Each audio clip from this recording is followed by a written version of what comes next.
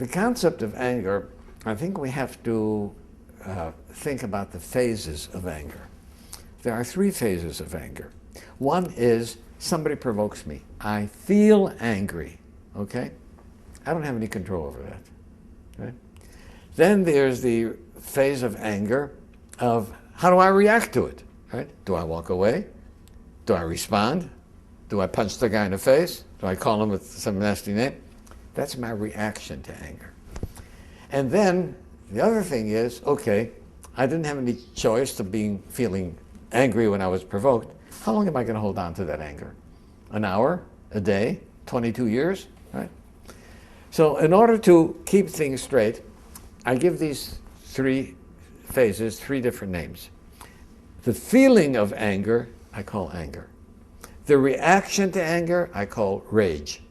And the hanging on to the anger is called resentment. Right? And then if you clarify it, I say, okay, I can do nothing about my feeling of anger other than perhaps take some things in perspective. Right? One of my father's teachings that helped me a great deal was that when somebody did something to my father which should have provoked anger, my father would say, you know, what he did was so foolish. If he only knew how foolish it was what he did, he wouldn't have done it. So, you know, I feel sorry for that person for being such a fool.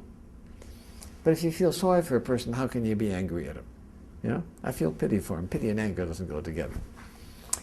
But nevertheless, I can't control how I feel when provoked, but I certainly can control what my reaction is going to be. And finally, how long do I hang on to the resentments? My greatest lesson came from Alcoholics Anonymous, where somebody said, harboring a resentment is allowing someone who you don't like to live inside your head without paying any rent. And I'm not that kind of a guy. I'm not a nice guy like that to let somebody else rent. So AA helped me get rid of resentments. Reacting to anger took me a while, right, to be able to control my rage. And then I had to realize that, you know, this is part of my being human. Animals react with rage when provoked. Right? I, as a human being, am supposed to be above that. You know, I'm more than a Homo sapiens.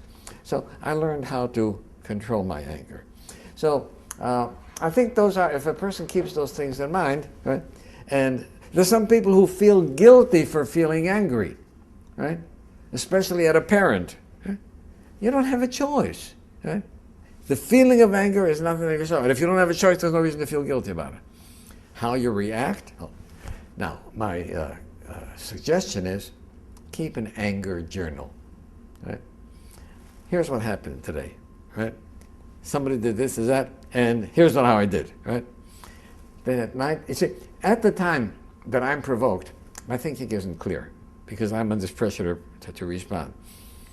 But at night, when I look over what happened during the daytime, and I say, did I handle that in the best way possible? Right? Could I have done something better? And that becomes a lesson for the next time. Right?